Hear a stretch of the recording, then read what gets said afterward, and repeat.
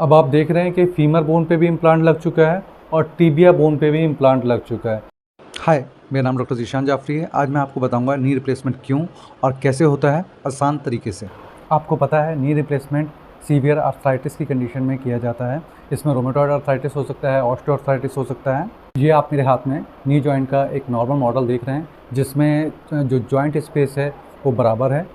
जो आपका femur bone है और टीबिया बोन के बीच में जो स्पेस है वो इक्वल है और जो कार्टिलेज है वो भी स्मूथ है।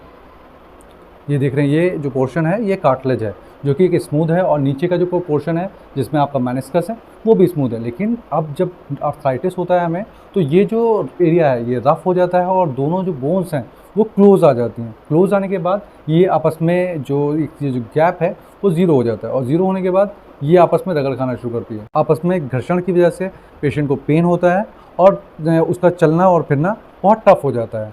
आम भाषा में हम बोलते हैं कि जॉइंट के स्पेस का गैप कम हो गया है और ग्रीस ख़त्म हो गया है। ये मेरे साइड में आप दो एक्सरे देख रहे हैं, एक नॉर्मल नी का देख रहे हैं और एक जो ऑस्टियोआर्थराइटिस नी का है वो आप एक्सरे देख रहे हैं। आप दोनों में देखेंगे कि जो नॉर्मल नी है उसके बीच में आपको ये गैप दिखाई दे रहा होगा जॉइंट के बीच में, और जो आर्थराइटिक नी है उसमें जो दोनों बोन्स हैं वो बहुत क्लोज आपको दिखाई दे रही होंगी, जिससे आपको लग रहा होगा कि आपस में चिपक सी गई हैं वो। तो इट मीन्स ये आर्थराइटिक है जॉइंट है और इसमें पेन होता रहता है। रिप्लेसमेंट का इम्प्लांट कुछ इस तरह का दिखाई देता है। ये आप देख रहे हैं मेरे हाथ में, ये एक फीमर बोन का इम्प्लांट है और दूसरा ये जो मेरे हाथ में देख रहे हैं आप, ये टीबिया बोन का इम्प्लांट है।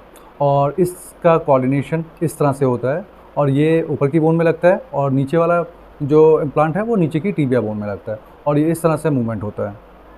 इम्प्लांट के अकॉर्डिंग ही इम्प्लांट का जो साइज़ होता है उसके अकॉर्डिंग ही बोन को कट किया जाता है। आप देख रहे हैं ये एक ट्रायंगुलर शेप में आपको दिख रहा होगा इस तरह से, और यहाँ पे दो होल बनाए जाते हैं और ये ऊपर से कट किया जाता है। इसी तरह से नीचे का जो टीबिया इम्प्लांट है उसको भी कट किया जाता है।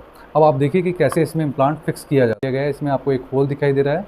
तो इसके बाद क्या किया जाता है कि ये हमारे पास इम्प्लांट है, इसको इस एरिया में बोन सीमेंट लगाया जाता है। बोन सीमेंट लगाने के बाद इसे इस तरह से हम इंसर्ट कर देते हैं।